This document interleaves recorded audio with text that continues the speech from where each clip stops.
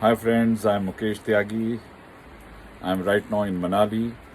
I'm recording this video to reinforce the importance of 5th of June as Global Environment Day. Friends, United Nations in 1972 had declared 5th of June as a Global Environment Day. Right now, I'm in this beautiful place in Himachal Pradesh, Manali. I will show you some of the beautiful views. I'm breathing fresh air. There's no pollution. Weather is extraordinary. I'll show you some conifer trees, the tall conifer trees across tall mountains. Right now you can't see the snow, but the clouds are there. But you will see the peaks with the snow. Look at this huge thick jungle.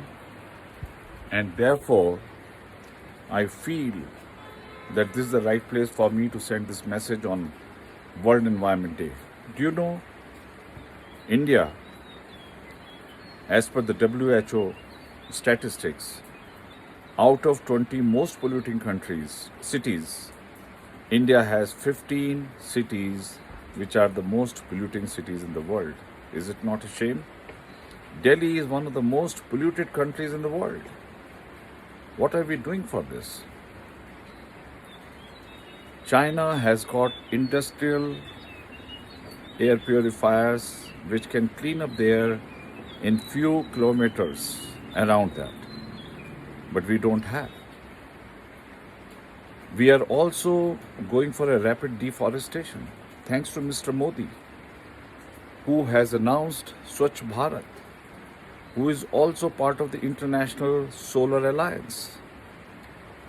Mr. Modi's government is committed to replace the green gas house emissions by 20%. There's a commitment to introduce 175 gigawatts of energy by renewables that include solar and wind power into the grid by 2023. The target is much more. It can touch about 300, 400 gigawatts. India has signed Paris Convention along with 195 countries. And one of the interesting features of the Paris Convention is that it has got national deterministic contributions. Means every country which has signed Paris Convention has to declare what is the maximum they can reduce the pollution, the green gas house emissions in their own country. India has adopted a formula of 20-20-20. It's not a T20. It's 20 means reduction of green gas house emissions by 20%. Addition of 20% of renewables, which includes solar power. We have plenty of solar power in our country. Wind power. We have also very great wind velocities in different parts of the country by 20%. Another is way to reduce the green gas house emission is by bringing about alternative devices like LEDs, which is called energy saving by 20%. So India has introduced LEDs, which has saved huge amount of energy, electrical consumption because of the LEDs. Now, what are we doing? 5th of June acquires a special significance. We have seen how Corona, the fury of nature, has shaken up the entire globe. Most powerful, most mighty people are absolutely helpless in front of, do you know, the total quantity of coronavirus right now is only 4 gram. 4 gram coronavirus is holding the planet Earth to ransom, 7 billion population to ransom. You can imagine, if you do not respect nature, the nature retaliation can literally wipe out the entire mankind.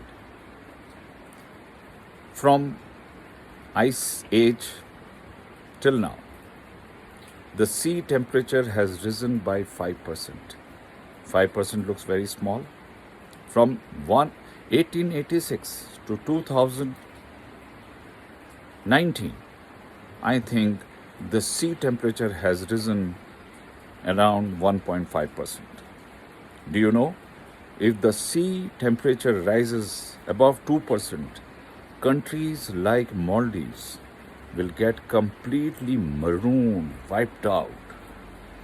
The coastal countries will also be devastated, destroyed. Coastal cities will be capsized. So you can imagine the slightest rise in the temperature can create havoc, can create environmental havoc. Are we party to this? We are mindlessly cutting the forest. So India, under the Paris Convention, has decided, which is called carbon sink.